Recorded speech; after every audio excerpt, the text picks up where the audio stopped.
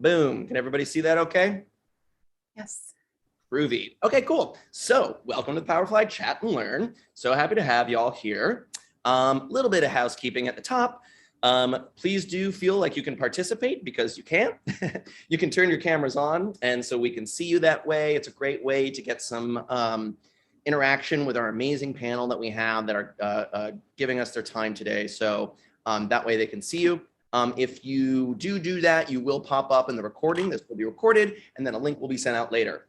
And we'll send out the link. So if you have any questions, feel free to participate and drop that in the chat. I can relay that to our panel.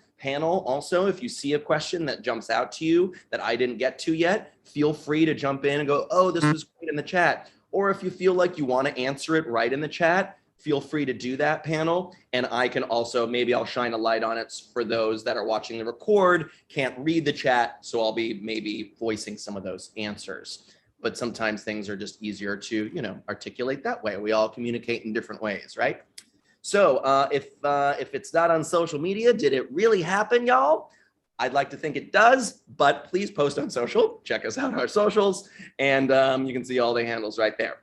Okay, so excited to talk with this company, Siemens. We work a lot with, and they just have so much to offer and an amazing team. You can check out, this is a screenshot of our page for them on the Power to Fly website. I highly encourage you to check it out. You can see info about the company, the job listings, events, the extra media interviews. It's just like, you can see there's some quotes from some folks that work there. It's really, really cool. Go to powertofly.com and then just click on the company's partners area. And then you can search, you can type in for this company or look at all the other awesome companies that we have. So without further ado, let's jump in. So we have a panel of 3 today, which is really awesome. So Serena Jamison has been working as a trade expert for the previous 15 years in a variety of roles. Her skills include being able to connect legal compliance, risk, and data to find deficiencies and turn them into strengths. She also has trained and taught these skills within her companies as well as the community college setting. And I love that, difficulties into strengths. I was just thinking about that this morning, Serena, because I'm wearing my pearl necklace today for our talk. And I was thinking, I was like, pearls are what an oyster takes an agitation and turns it into something polished and to us, beautiful. It's not beautiful to the oyster, but it is beautiful to us. So I love, these deficiencies and turn them into strengths, right? Okay, RuthAnn Tobin has been with Siemens and worked in automation service for the past 16 years. Her leadership and ability to see the customer's perspective, both internal and external, and has helped her grow through various roles from a service specialist to client service manager and supervisor to her current role as operations manager for all automation within the Los Angeles branch. Awesome. And Jessica Everest, we're going to climb every mountain today. Isn't that right, Jessica? Has been in the fire protection and life safety industry for a whopping 18 years. Her organizational leadership skills combined with her engineering mindset and hands-on approach have allowed her to grow with the industry from within the industry from service technician through various management roles to her current role as National Suppression Operations Manager at Siemens. So very cool. So this is our panel. So we have some questions that are pre-submitted. Oh, you don't get to see that one yet. Spoilers. So we have some pre-submitted questions that y'all wrote in advance of this talk, which I'm super excited to jump into. But before we do that, I'd love maybe just go around round robin style, and you can tell us anything I may have missed, something you'd like to share about yourself, panel, that maybe something that gives you some joy in the dark sometimes, a light in the dark, something you love about Siemens, fun fact about yourself, dealer's choice. So Jessica, how about you kick us off? Yeah, so my name is Jessica Everest. My pronouns are she, her. And Well, one of my favorite things about myself is I'm out and proud lesbian in the workforce and in life. I lived what people call, well, what I refer to as the straight lie for a while, and went through the whole marriage divorce thing. And so I am proud to be out and happy with where I am and where I'm at and who I am. Awesome. Thank you, Jessica. Serena. Sure. So, actually, within the last couple of years, I came out of the closet myself, transitioned at my current workplace after having worked here for almost 7 years, and yeah, it's been a challenge, but we're making it work as best as possible. Thank you, Serena. And RuthAnn. Hey, good morning or good afternoon. I'm on the West Coast, so I'm a little behind. I've been at Siemens, like my bio said, for 16 years, and I've been fortunate to come from the military and a don't ask, don't tell world to kind of the opposite of that. And I've been out in who I am at work for feels like forever, and it's been very welcoming and understanding. I'm very happy with how Siemens treats us and how well respected we all are for being who we are. Awesome. Thank you so much. So we're going to jump into some of these pre-submitted questions, but if you have a question, listeners, participants, feel free to drop it in the chat and I can relay it to the group, as well as the group might just jump in and answer your question. So I'll start us off with some pre-submitted questions. First off, somebody wrote, what are some barriers to effective communication between colleagues? Any specific advice for breaking barriers in a fully remote environment? And anyone we can just do this popcorn style. Anyone like to jump in? I'll jump in. Why not? I have a remote. We are a little bit lucky in where I am. We have remote and in person, but I think taking a few minutes to have that Teams call rather than an email or a text message, and if you're feeling comfortable, and you've got everything ready and situated, and you want to turn your camera on so that you can then actually look at people and see their reaction and see if they find you funny or maybe not. All of those things, that's a big help to kind of break down barriers and just, make things more personable and personal. I love that. Thank you, RuthAnn. Part of the backup of turning cameras on too is just the idea that your previous office environment was kind of your home away from home in some ways, and obviously you can't put everything that you might want into your office space. But when you turn on a camera, especially if you're in a remote situation, and you do have some things around that people might pick up on and say, oh, hey, I see this or I see that. Conversation starters that almost kind of would have existed in the pre-quarantine days, that hopefully as people become more comfortable with you and see you, that they might say, oh, hey, I have a similar picture, or I like that sports team too, or whatever other similarities that you can hopefully find with others. Yeah, and I think on that same note, the backgrounds with the cameras on, right? Just like you started with, Hunter, the backgrounds are always a huge conversation starter. So at Siemens, we have our tagline right now is belonging transforms, and it's for all of our DEI side of the business. But it's one of those that when we start joining in with calls with other organizations or people from other organizations, that's a question that can come up, and so it just gives us something to relate on as well.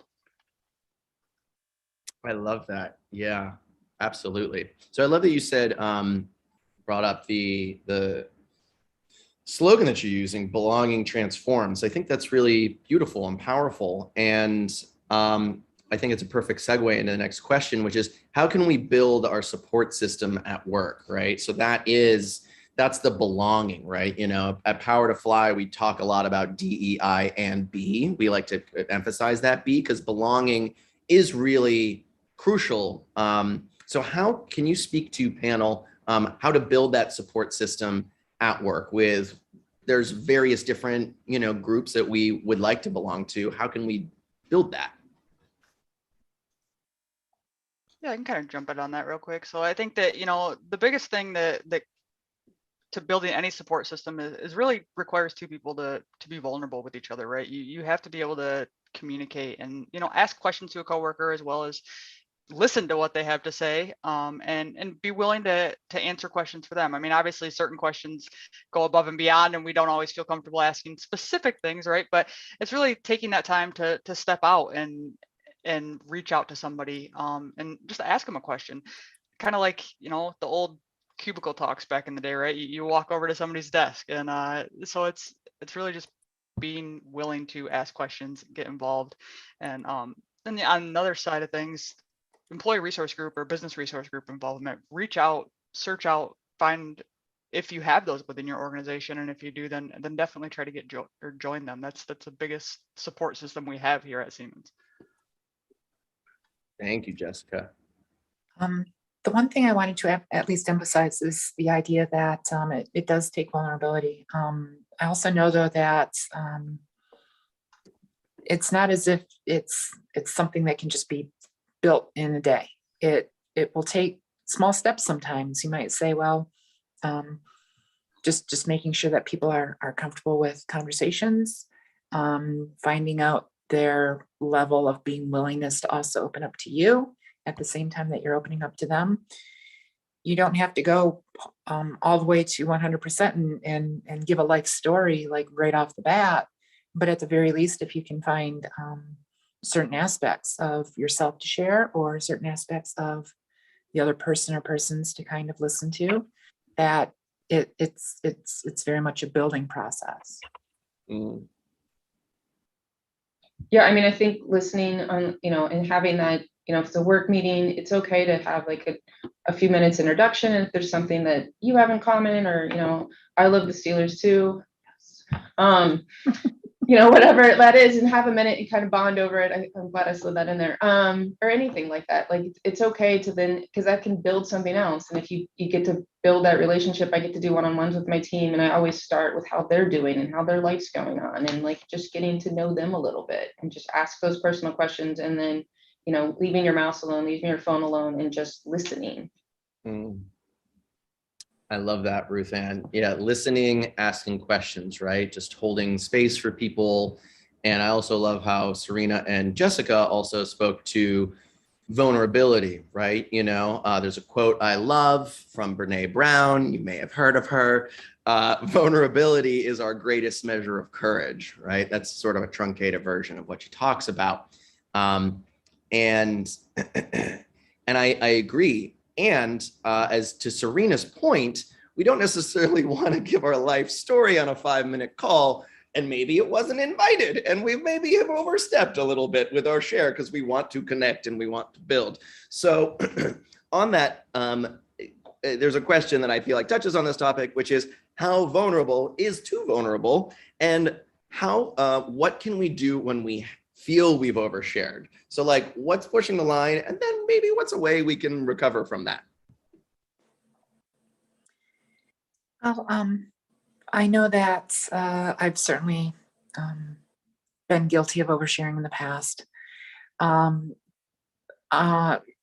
essence, the challenge is that you might feel like you opened yourself up too much, and you certainly might feel like it's not honored, which can absolutely happen. Whenever that's happened to me in the past, I've just stepped back from the situation, give the other person some space, and hopefully that other person will kind of give some sign as to whether or not it was a welcome oversharing, or if they felt that this conversation might have overstepped the bounds of professionalism. And if the conversation overstepped the bounds of professionalism, then you'll know in the future. The one thing that I always wanted to keep in mind after any of these sessions, though, is that I was never going to apologize for offering my vulnerability. As far as I'm concerned, it's a gift. And if people don't want to accept it, that's fine by me, because not everybody wants to accept that gift. Ultimately, if you do overshare and somebody might come back and say, you know what, I was really interested in hearing all of the things that you had to say. Why don't we have a conversation about it? It is a chance, it's a risk, but sometimes it's a risk that pays off too.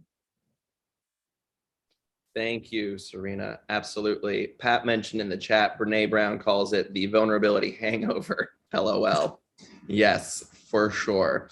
Someone also dropped a question, and we'll definitely be answering questions. They said, I don't know if this is the right time to ask questions. Yes, it is. Feel free to drop your question in as we're going through. And just so we'll be pulling them aside too, so that when we do start peppering in your questions, they'll be there. So please do, as thoughts are coming up, feel free to comment in the chat, ask questions. Yes, that's absolutely now. If not now, when, right, my friends? Okay, another question from the chat here was, how can I know if a company will meet my needs and expectations? And how do I bring up the subject of security in the interview stage to know if the culture is conducive to being out? So this is a question that isn't directly about your company. So if you have thoughts on that, and also I can open it up. And if you have thoughts on how your experience at Siemens has been on this topic, that also I think is a great place to go. Yeah, I can jump in with that one. I think that as far as, when it comes to in the interview process, reach out to HR or reach out to the recruiter or whoever you're speaking to before you actually have that interview, to be quite honest. See what the actual culture is of the company. Nobody's going to be able to give you more information on that up front than HR. Once you at least get a little bit of an idea of how it is, right? Then you have a little bit more information going into that interview where you feel like, okay, maybe I can open up a little bit more about myself. When it came to my experience at Siemens, I just started here at the beginning of the pandemic. So I have only been here 2 years, but I did research on the company beforehand when I applied. And so I knew that they had a 100% score on the Human Rights Campaign Corporate Equality Index. And so I kind of just took that upon myself. And honestly, I outed myself during the interview process. When they asked me something about traveling, I was like, yeah, sure, I'm fine with traveling. And at the time I was like, yeah, my wife is fine with it too, and kind of just went from there. And I'm always under the I've always been under I have always believed basically that if I'm not comfortable saying something during the interview process, then I'm not really going to be comfortable working there. I want to see how they respond to that during the interview process. And if they respond negatively, well, then I don't want to work there anyway, to be quite honest. I mean, just to jump on or chime in or both. One of the things that I also do is like Jessica said, I've outed myself on recent interviews, but also like look at who you're interviewing with. And if you are going into a place for an interview, like look around. Do people look like you? Because maybe if it's a room full of people that don't look like you, or if it's an office full of people, that might be raise some concerns. But research through Google or even LinkedIn is definitely huge, because you can, like most people have pictures, you can kind of get an inside glimpse. I think on that note, though, like RuthAnn said, it's also important to not only know who is around you, but also understand the industry, right? Because I know that going into the fire and life safety industry that I've been in for 18 years, that it is predominantly white male. So yeah, I go into everywhere not expecting to have anybody look like me, right? Or be similar to me in that matter. So it's definitely important to kind of understand both sides of it, right? Absolutely. And I love to, I'm reading through the chat here. We have so many beautiful shares here about being out, coming out in the workplace, being post-op, coming out as trans, living fully and authentically. This is just, I want to say, on the topic of courageous vulnerability, thank you, y'all, for like sharing what's real with you in your life. This is so beautiful. Thank you so much. Okay, I'm not crying, you're crying. So let's jump to some more questions here. How do we avoid, this is a great question. Love this question. How do we avoid tokenizing the few LGBTQIA plus employees that are out at work? what are some good ways to get allies involved in creating a safe working environment? Ooh, I'm just gonna get my tea ready and we're gonna spill it, okay? What's cooking? It's really challenging sometimes to avoid tokenizing many different employees, whether or not it's LGBTQIA or other diverse groups of people, racial groups or ethnic groups, so on and so forth. The hope is that the company and the employee kind of come to a consensus as far as how safe the employee feels when it comes to being publicly willing to spread their story. I bring so many different things to vulnerability, but the idea of spreading a story is a very vulnerable thing, because you're saying this is part of me and I'm glad that I work for this company, or lending my voice to a company while still also offering this vulnerability. And so the hope is that the company does not unnecessarily discipline employees for not offering their voice, but that as long as the company and the employee can come to a consensus on how that voice is deployed, hopefully that will help the employee feel like they're not being tokenized. It's very much an authorization, permission thing as far as I'm concerned. Yeah, I think, you know, that kind of, we as co-leads here for the Pride organization, you know, one of our biggest things is to get people involved, right? That's our goal. But in getting people involved, you want to also try to avoid tokenizing anybody as well, because how do you get people involved if you're not actually putting them out there, right? Like, yeah, we want to pull you in, but we don't want to shove you out either. It's kind of, it's a difficult thing to do, and it's a difficult thing for, especially in any DEI situation, like Serena said. I mean, we're all dealing with diversity in the workplace, and we want to make it known that, hey, we have this diversity here, but we also don't want to make it known, make people feel uncomfortable being known as well. Yeah, and just my one thought on it is also just to check in with that person. Like, you know, if you're always going to Skippy, and Skippy's the person that's, you know, in whatever community, and you're constantly asking them questions, you're asking them to get involved. Skippy's my permanent example. You know, check in with them. Maybe there's a point in time and they're like, hey, like this has become a lot. Like I'm here to work, and I'm here for some other stuff, and I don't mind supporting, but I can't be all the time, the only person all the time. So if we as leaders, or those of us in the company, also check in with that person and make sure they're doing okay, and we're not throwing everything that they may be on them to be everything for everyone. One of the other things too is just the idea that if a company keeps going to the same person over and over and over, then how does that really impact the rest of the people within that company too? It's difficult to still do your job and then have other people come. Well, you're always on the publications, or you're always getting some measure of the spotlight because the company feels that you're this much more important than all of the rest of us here. And so definitely especially the tokenizing is putting a spotlight on someone. But if the spotlight is too bright, it can have many ill effects towards not only that person, but also the other people that they have to work with within the company too. We kind of ran into that a little bit this year as well in in our Pride network. So over Pride Month, we always do Pride quote cards, and we've always reached out to people and said, "Hey, are you willing to share your story? Whether you're an ally or, you know, a member of the LGBTQIA+ community, would you be willing to share your story and put it on a little quote card with your photo?"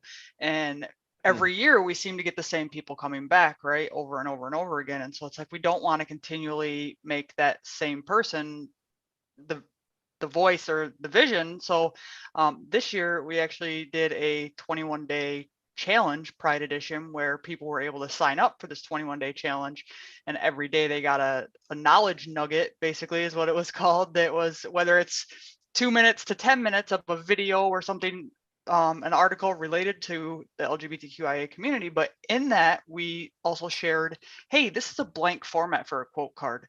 Feel free to make your own. And it was really cool because instead of actually having people send us in quote cards, then people just posted their quote cards all over LinkedIn, all over our Yammer pages, and they just made their own and went with it. So it's all different people all over the place now at Siemens globally that has their Pride quote cards out there, which was really cool to see. I love that. I love a knowledge nugget. How many calories are in a knowledge nugget, Jessica? That's a good question. It's Well, definitely Serena went with gluten-free. 0. Gluten-free for sure. Hunter, you can have as many knowledge nuggets as possible, and the only thing that's getting fatter is your brain.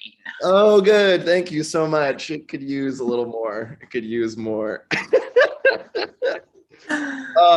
This is fun, guys, y'all. This is fun, everyone.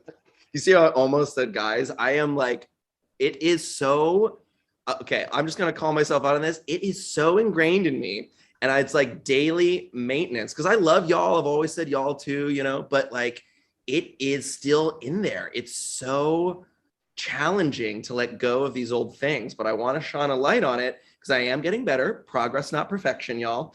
And, you know, maybe we can talk about that, you know, like when we make a mistake, right? Let's talk about mistakes in the workplace, you know, with like, it could be language, it could be overstepping, you know, what's the best way to recover, do you think, from mistakes we make? Because mistakes can be really, for me, they can be internally confrontational. They're not necessarily confrontational in the outside world, but internally I can experience a lot of conflict.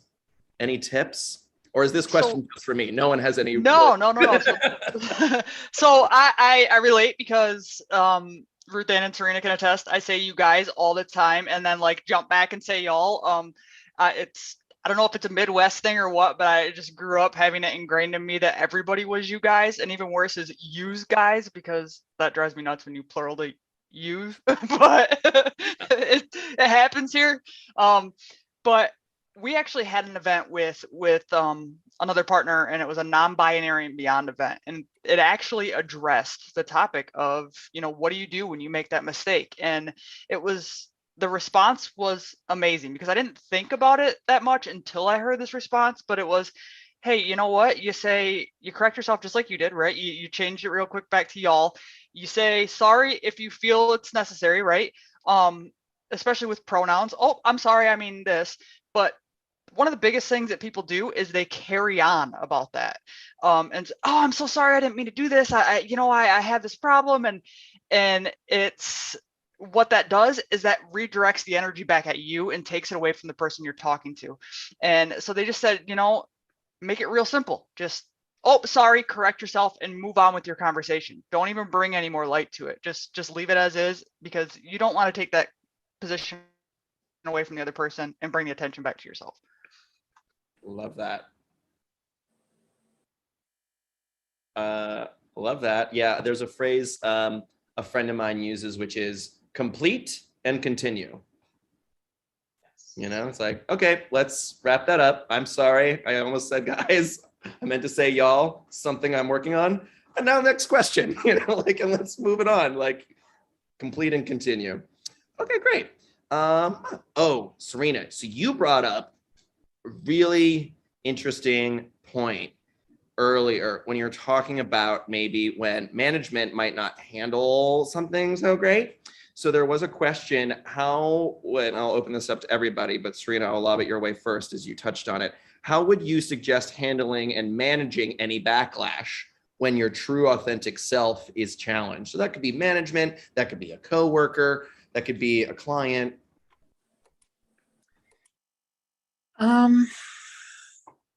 I touched on this a little bit previously too, is professionalism is one of the best things that you can possibly do. If someone challenges you, the fact that you're still doing everything that you've been hired to do, that you're doing it with a smile on your face. There might be people that might never get on board with all the things that you may or may not be. And if that's the case, there's not much that you can do about those people. The one thing that you can do though is you can be professional. You can make sure that you are handling the jobs that you need to do. Document whatever you might need to document in case there happens to be conflicts in the future, especially with certain folks. But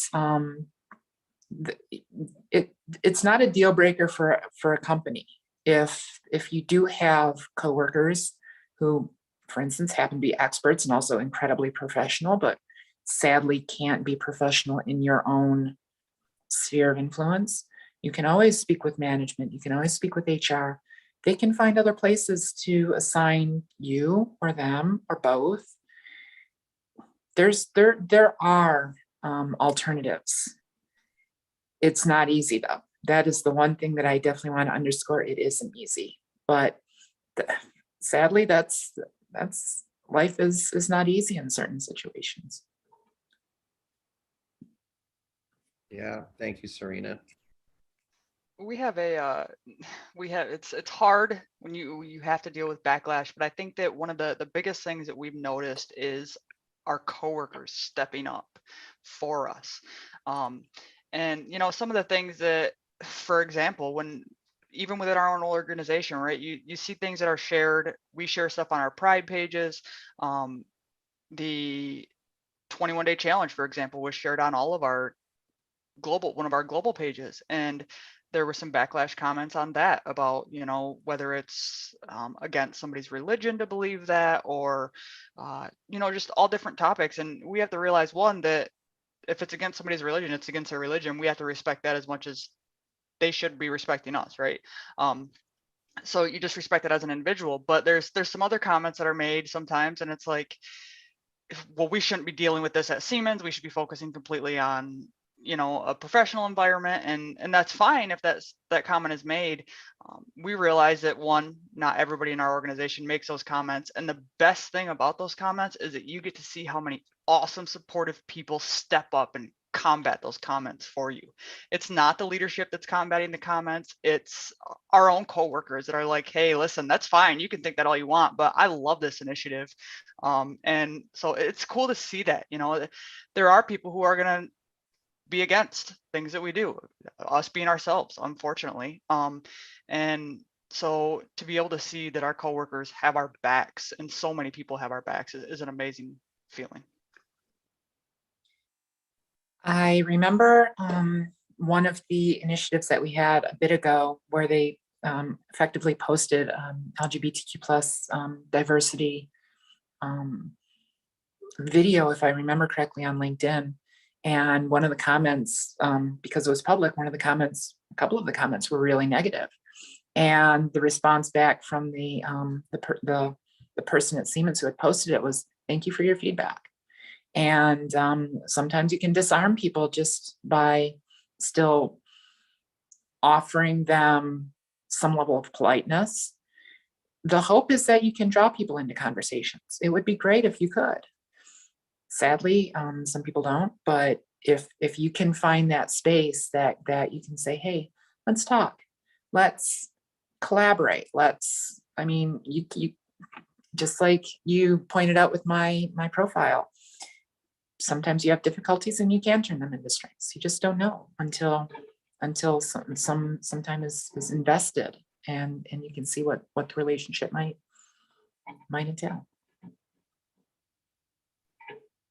I would back when I was in the field not many years ago, not that long ago, I had a coworker that I relied on. We had a lot of back and forth. I have this problem. Have you seen it before? Can you help me? And back and forth. And we help each other. But he was very, very Christian, very, very religious, and had huge issues with, not necessarily who I was, but like we just didn't talk about that part of our lives. But we had an amazing work relationship.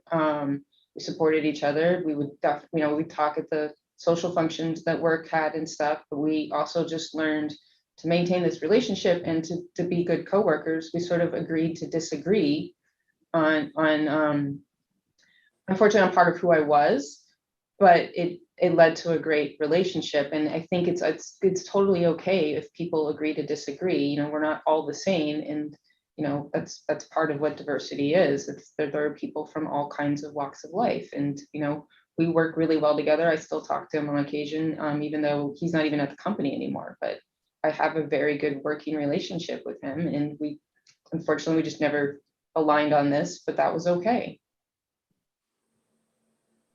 It's like an old golden rule. Well, it's not the golden rule, but agree to disagree. It's that can be challenging, right? You know, it's like I heard something recently that I really liked, that difference does not necessarily mean conflict. And it is so easy for me with my negativity bias to think that it does. And I'd be like, oh, we can have different opinions right now, but it doesn't necessarily need to be escalated to a conflict, at least not on my side of the street, right? If someone else does, then we're in a different ballpark. But that's, you know, one way to move forward, I think. So I love that you brought that up, RuthAnn. It's just sometimes agree to disagree. I just want one more thing to say in all of this too, is the idea that tolerance is acceptable, and that sometimes is a two-way street. As RuthAnn mentioned, both people tolerated each other's existence.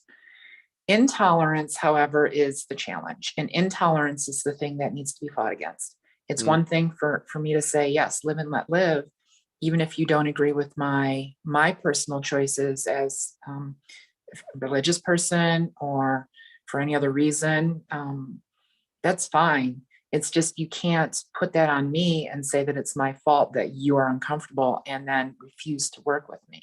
That's not acceptable. Tolerance is acceptable, but intolerance is not. Yes. Definitely. Yes. Thank you for that. Absolutely. Let's see. On that note, here's a question. What advice would you give to teams in which colleagues are finding it difficult to bring their authentic selves to work? So that might be because they're being faced by intolerance. Maybe they don't feel safe. Any thoughts on what advice would you give to teams in which colleagues are finding it difficult to bring their authentic selves to work?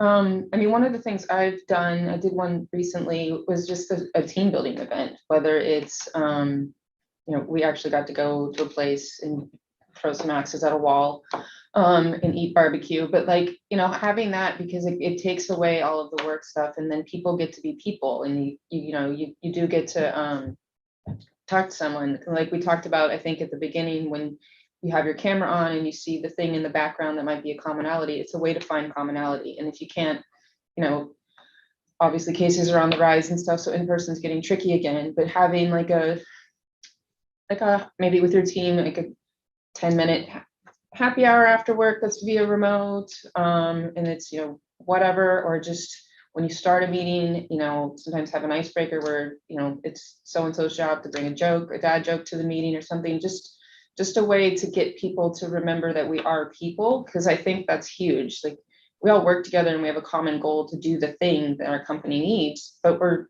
people first, and just to have something that kind of reminds us that, you know, I'm a specialist in the field, but I'm also a human that does these things outside of work. But, you know, it kind of lets you be a little more vulnerable, or start to open that starts opening that door. Yeah, I love that. Thank you.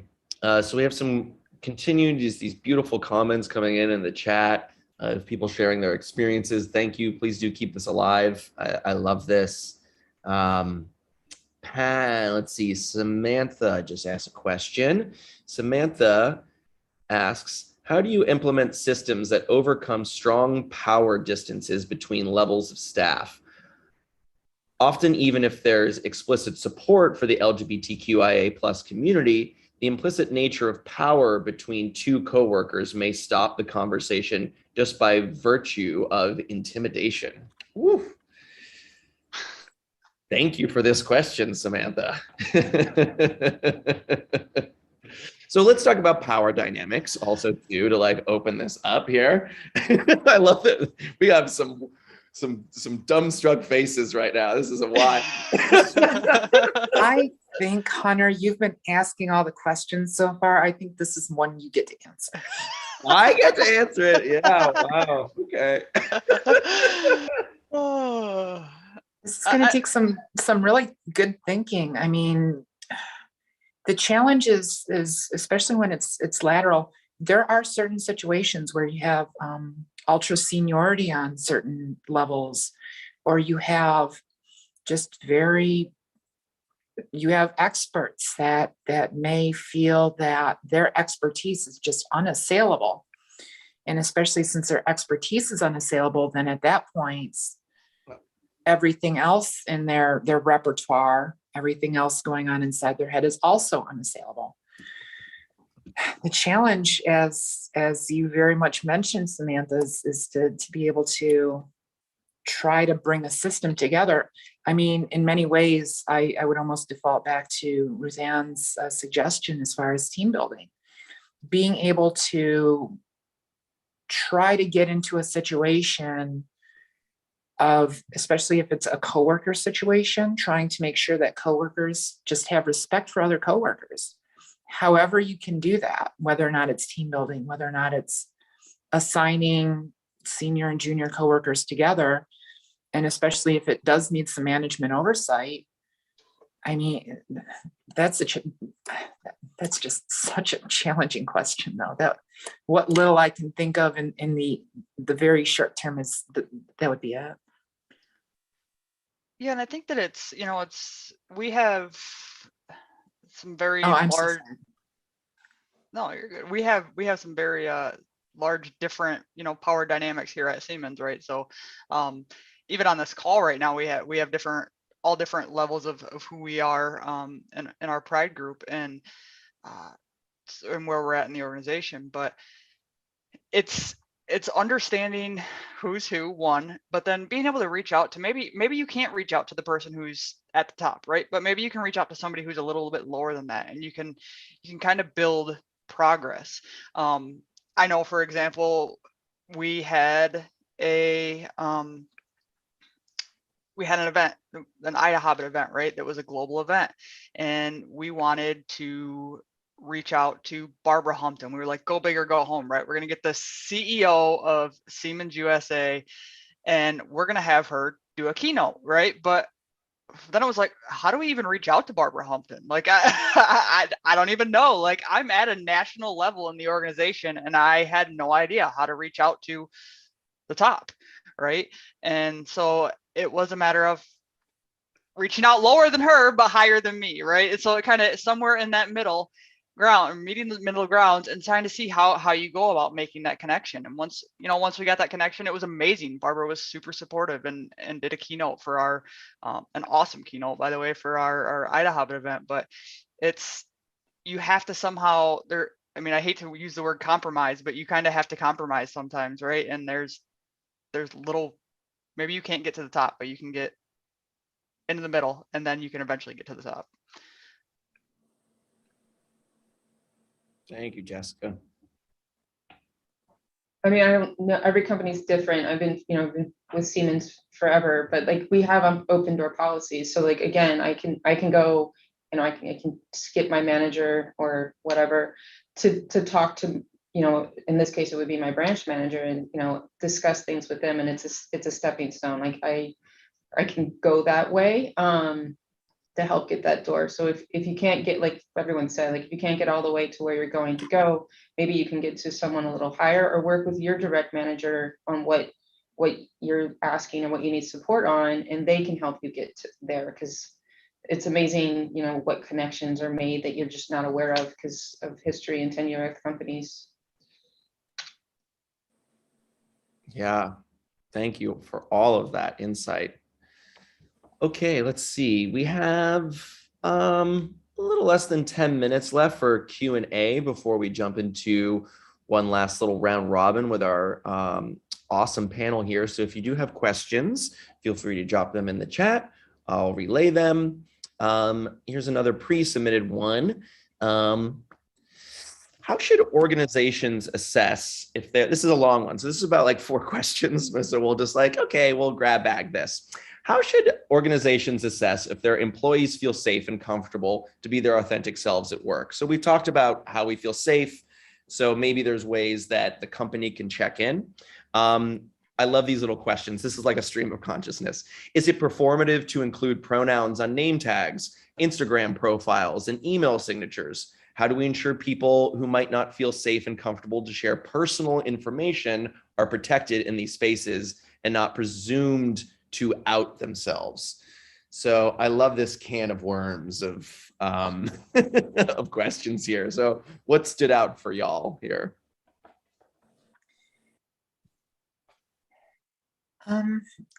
Employee groups is a big one. If the company is seeing at least some engagement on starting employee groups or maintaining employee groups, then hopefully they're seeing employees feel safe and comfortable to bring their various identities to work. We have quite a few groups at Siemens, including Pride.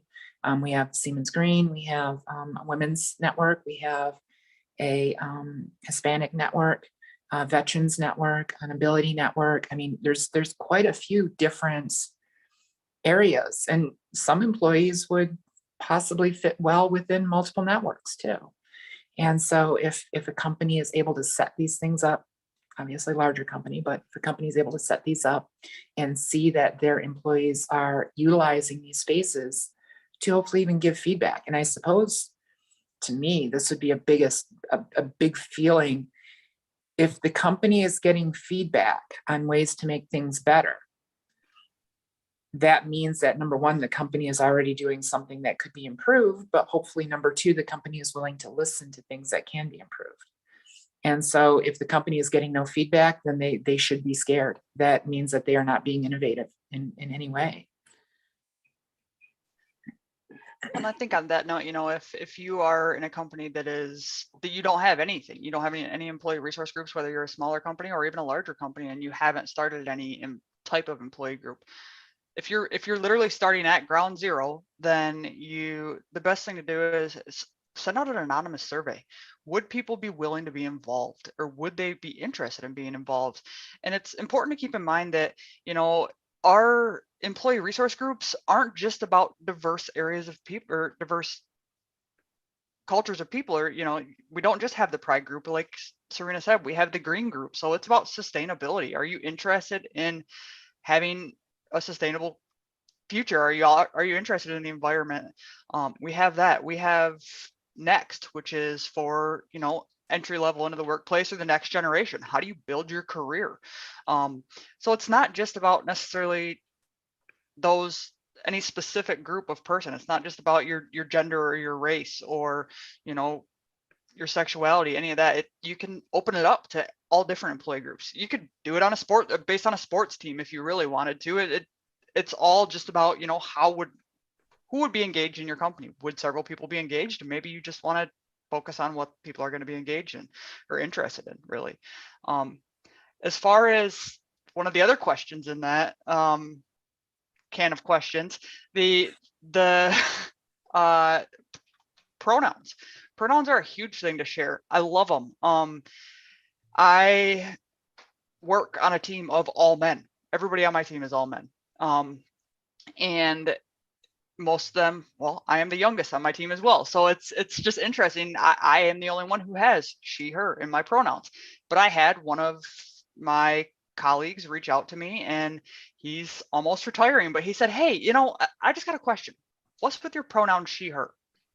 And why do you put them on there? And so I explained it. I said, it's just basically it lets everybody know who I am, lets everybody know that I'm comfortable with whoever they feel they are. And if they want to tell me what their pronouns are and want to be addressed accordingly, then I'm there. I'm willing to do it, And he said to me, well, then should I put he, him on mine, like, how does that work? And I said, you can if you want to. I said, but if you don't understand it all and you don't necessarily want to get into that topic, then, you know, you don't have to. I said, it's up to you at this point, you know. And but he's an awesome guy. My whole team is super supportive of who I am as a person. And just start somewhere, right? If you want to put your pronouns there, put them there. If for some reason somebody steps out and your company says that they're against it or that you can't, then I would question that. Nobody should be against you putting your pronouns there, right? Like, we have a set signature for our email, and I can't tell you how many times people change it just to add their pronouns and where they add them. I do like the idea of putting pronouns, like after my name, underneath of it, I put pronouns and then she, her.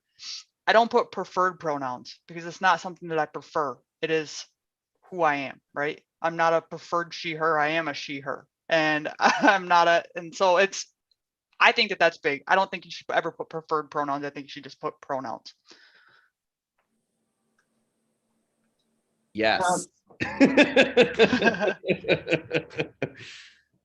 I had a thought on just, you know, how to avoid outing people. And if your company's smaller or you're in a remote branch or something, we have something called the Culture Club here in LA. And when I was in San Diego, we had something called the Fun Team, but they had the same thing. And we did things each month for what the month was. So we just had a small pride thing yesterday here at this branch with some rainbow cupcakes, and there's been flags in the office all week or all month, excuse me, that you can grab and put at your desk, and some like lapel pins.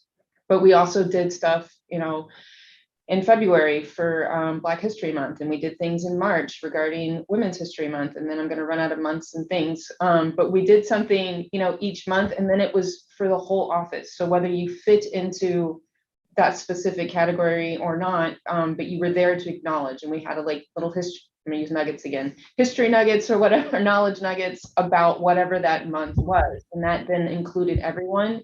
But if you found someone that you had commonalities with that, then you could, you know, maybe there is now a reason to create an ERG or just to create a small group with a few people in the same office. Great, thank you. Absolutely. I had an amazing conversation with Lex Horowitz. If y'all don't know who that is, I highly recommend you check them out.